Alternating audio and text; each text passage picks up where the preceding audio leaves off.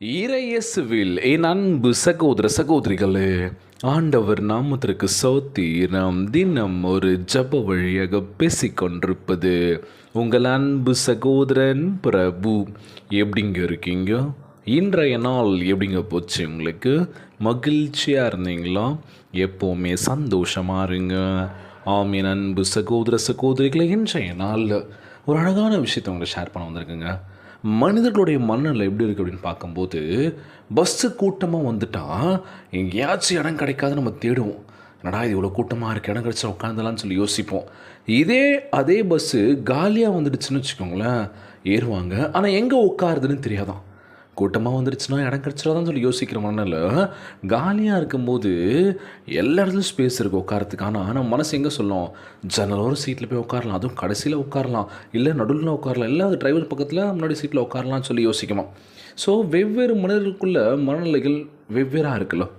எல்லாருமே நம்மள மாதிரி இருந்துட்டால் இந்த உலகம் சூப்பராக இருக்கும்ல. ஏன்னா நம்ம நல்லது நினைக்கிறோம், நல்ல விஷயங்கள் பண்ணுறோம், எல்லாமே நம்மளை மாதிரி பண்ணாங்கன்னா சிறப்பாக இருக்கும்ன்றதுன்னு சொல்லி யோசிப்போம்ல. நிச்சயமாய் வேறுபட்ட மனிதர்கள் நம்ம வாழ்க்கையில் சந்திக்கிறோம். என்னடா இது, அவங்க கொஞ்சம் கூட புரிஞ்சிக்க மாட்டாங்களே, ஒருத்தவங்களுடைய வலி வேதனை எப்படின்றது அவங்க தெரியுமா தெரியாதா பார்க்குறோம்ல. எவ்வளோ பேர் நம்ம வாழ்க்கையில் கடந்து வந்திருப்போம்ல.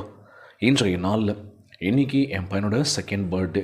வாழ்த்துக்கள் சொன்ன என் அன்பான உறவுகளுக்கு ரொம்ப ரொம்ப நன்றி நான் சொல்லி ஆகணும்ல. நல்லபடியாக போச்சுங்க. கோயிலுக்கு போகணும், ஃபாதர் கிட்ட பிளெஸ்ஸிங் வாங்கணும், அதை முடிச்சுட்டு சிஸ்டர்ஸ் கிட்ட போய் பிளெஸ்ஸிங் வாங்கணும். மதர் அப்படின்னு சொல்லுவோம்ல, ஸோ அவங்ககிட்ட பிளெஸ்ஸிங் வாங்கணும். அப்புறம் பார்த்தீங்கன்னா எங்கள் அம்மா கிட்ட, ஸோ தாத்தா பாட்டிஸ் நிறைய பேர்கிட்ட போய் பிளெஸ்ஸிங்ஸ் வாங்கணும். ஸோ என் பையன் நிறைய பிளெஸ்ஸிங்ஸ் இருந்துச்சு. தினம் ஒரு ஜபங்கள் கேட்டுருக்கேன். அன்பான உறவுகள், உங்களுடைய ப்ரேயர்ஸும் கண்டிப்பாக இருக்கும் நான் நம்புகிறேன். அது மட்டும் இல்லாமல் தினந்தோறும் ஜெபிங்கள், உங்களுக்காக ஜெபிக்க நான் இருக்கேன். நம் ஜபங்களை எல்லாம் கேட்க நம் ஆண்டவராகிய இயேசு கிறிஸ்து காத்து கொண்டிருக்கின்றார். மகனே மகளே கலங்காத, உற்சாகமாறு, தினந்தோறும் ஜெபியுங்கள். நம் ஜபங்கள் ஒருபோதும் வீண் போகாது.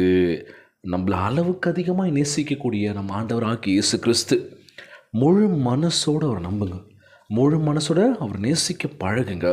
கிறிஸ்து இயேசுவுக்குள் தேவன் அழைத்த பரம அழைப்பின் நம்ம இருக்கிறோம் அப்படின்னு சொல்லும்போது, நம்ம ஒரு இலக்கை நோக்கி ஓடிட்டுருக்கோம் அப்படின்னா அந்த இலக்கை நம்ம அடையிற வரைக்கும் நம்ம ஓடணும். நடுவில் பிரேக் ஆகிடக்கூடாது. நிறைய பேர் பண்ணுற தவறு இது தான். ஒரு விஷயத்தில் இறங்கிடுவாங்க, அந்த விஷயத்தில் இறங்கும் போது யோசிச்சிருக்கணும், ஐயோ இவ்வளோ வலி வேதனை இருக்குது அப்படின்னு சொல்லி அதெல்லாம் யோசிக்க மாட்டாங்களாம்.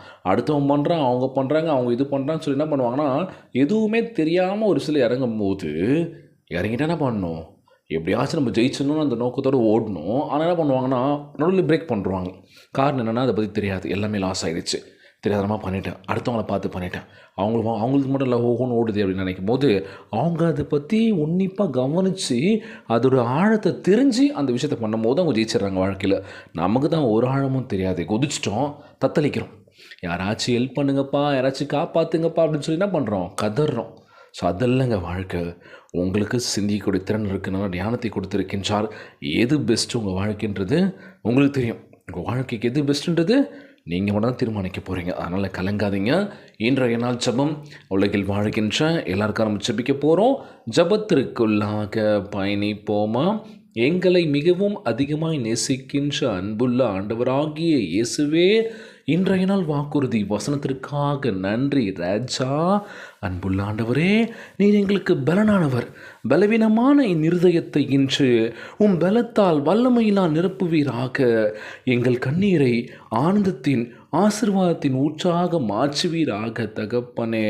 எங்கள் வாழ்வில் வறண்ட பகுதியில் மேல் உம்முடைய பரிபூர்ண மழை பொழியட்டும் தகப்பனே. பரிசுத்த ஆவியானவரே, சமூகத்தினாலும் சமாதானத்தினாலும் எங்கள் இருதயத்தை நிரப்புங்க ராஜா. எங்களுடைய உயர்வை தடுக்கின்ற எல்லா சங்கிலிகளையும் உடைத்திடுவீர் என்று நம்புகிற ஆண்டவரே, எங்கள் பலவீனத்திற்கு பதிலாக தெய்வீக பலனையும் திட நம்பிக்கையும் தந்திடுவீராக ராஜா. இன்றையிலிருந்து தோல்வி இல்லாமல் வெற்றியை எங்கள் பக்கம் ஆக்குவீராகப்பா. பரலோகத்தை திறந்து கிருபையின் மேல் கிருபையை பொழுந்தரல வேண்டும் என்று ஜெபிக்கிற ஆண்டவரே, எங்களை பலப்படுத்துங்கப்பா. தினந்தோறும் மேலாக ஏற்ற உதவியை செய்ய வேண்டும் என்று ஜெபிக்கிறோம்ப்பா. இந்த ஜெபத்தை கேட்டுக்கொண்டிருக்கின்ற என் அன்பு சகோதர சகோதர சகோதரிகள், என் அன்பான உறவுகள் எல்லோரையும் பார்த்துக்கோங்கப்பா.